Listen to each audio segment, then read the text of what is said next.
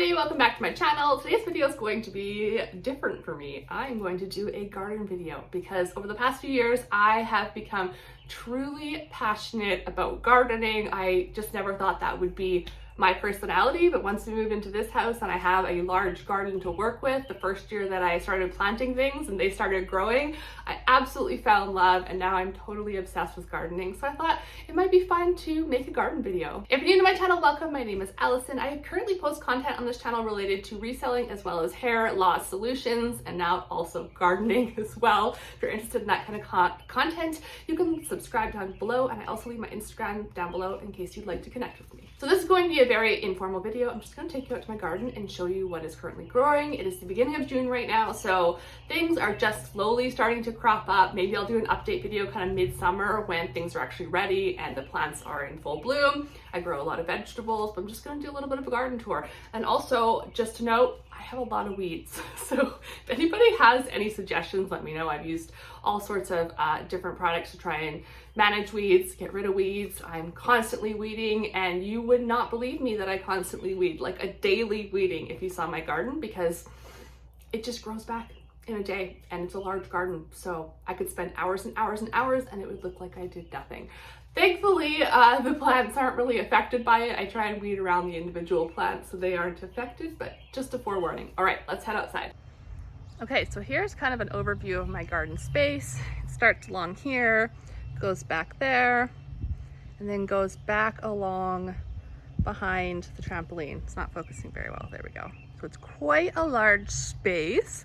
Starting right here, I have potatoes growing in the ground. Potatoes are doing really, really well right now. So this kind of whole row is potatoes. In the front here, I have just a hanging basket and like a little planter Cassidy brought home from school of strawberries. For whatever reason, I don't have a lot of success with strawberries. I've planted them all over the garden in the past couple of years. They haven't produced a lot, so I decided to put them in a hanging planter this year, and still we've only gotten a couple strawberries. So I don't know what's the deal with that. This is red Russian garlic, and they are doing so amazing. I planted them last fall. They're almost ready to pick. They are going to be huge, so probably put it on my Instagram when I pick them. These are garlic scapes, which we're about to pick as well. They are so delicious barbecued. If you've never tried a garlic scape, you absolutely should. But once I pull these, I think I'm going to put some more potatoes in here as well. All right, moving over to this part of the garden. The first full 2 rows are broccoli. We are a broccoli loving family over here, and the broccoli grows so well here in Kelowna. I swear we can get broccoli heads like right up until November. So these are all the broccolis. They haven't actually started growing the broccoli yet, but they are getting nice and big. So that's broccoli. Like I said, with the weed situation, it's intense. But anyways, right after the broccoli, I have various melons, watermelons, cantaloupes, honeydew in the ground here. Some of them have died because I planted them too early, but there are some that have survived. Same with these are cucumbers. So cucumbers go crazy starting in about the next month or so. So I've got some that are growing up in seeds and some that I planted that were like transplanted seedlings. Some of them died, but yeah, this area is going to be all the vines of melons and cucumbers. And then over in this section here, we have tomatillo plants. I absolutely love tomatillos. Tomatillos are those green tomatoes, and they make the absolute best salsa. So I have some littler ones started, some that are bigger. You can see them over here. You can see that I've been scraping off the top layer of soil just to try and get rid of the weeds, but these grow really well in this area, and I love making salsa out of them. And then this is my first year growing corn. These are my corn that are coming up here. I'm gonna have to thin them out a bit because I think they need more space than that, but so far they're doing pretty good. And then in this back area here, it's my first year growing sunflowers. This is the only non-edible item in my garden currently. You can see I have everything covered up in kind of netting and all sorts of different things, and that's because of my cats. My cats absolutely love to dig holes and go to the bathroom in my garden and ruin everything. So this is my attempt to protect the sunflowers. And then moving this way, all of those cages are full of tomatoes. Some of the tomato plants are bigger than others, like this guy's pretty big already, but they're all sorts of various tomatoes, cherry tomatoes, Roma tomatoes. Again, they continue over here and here and here, and I have more in my sunroom right now that I need to still put in the ground. Moving along this front section here, I have beans, so green, purple, and yellow beans. Some of them are still coming up all the way to about here, and then we start the peas, and we've had lots of peas already. I actually feed a number of them and the green beans to my bearded dragon, so there's not a lot currently on the vines. Okay, here's where I started some arugula, and it's just starting to come up. And then behind that I have carrots and parsnips again that are just starting to come up, but as I'll show you later in the video, I have them coming up in so many random places that I didn't even plant them. I think it's from last year, so oh man.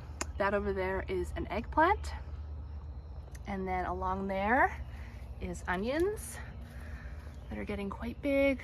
They're doing quite well.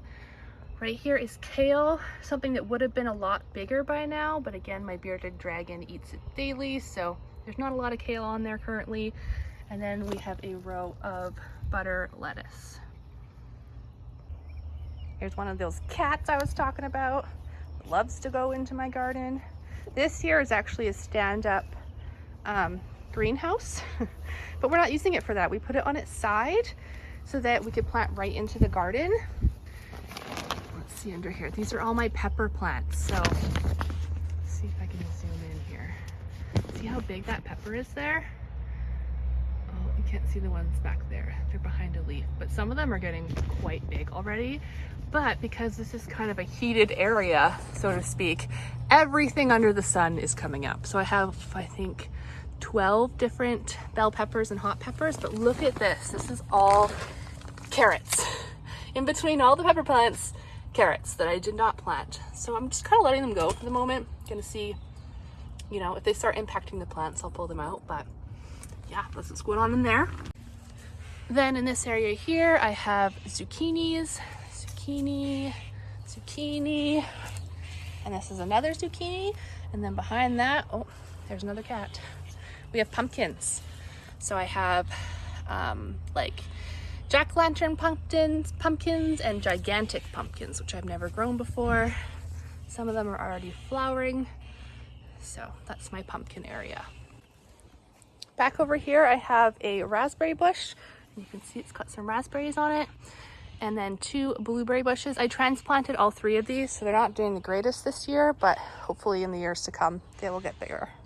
So yeah, as you can see, it's a pretty big garden, a lot of different stuff in it. I'll probably do another video midsummer because we get quite the haul of produce. It produces really well, even though it doesn't look that great, especially with all the weeds. I would say this year in particular is the worst for weeds, and I think it's maybe because we rototilled and flipped all the soil.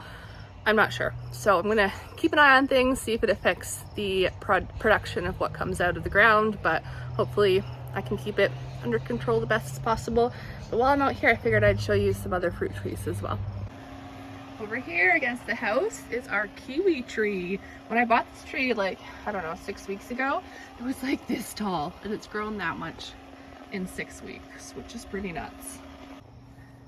And then we have a ton of cherry trees. Oh, there's a bird up there. They're just starting to turn right now. Let's see how many we have. I think we have 1, 2, 3, 4 or 5 cherry trees. We recently took a couple down to make some more space, but cherries are doing quite well. And then we have 3 peach trees. We actually just thinned out the peach trees because last year the peaches got so heavy, you can see them growing there, that the trees started losing big chunks of branches. One of the trees actually broke in half. So we thinned it out this year.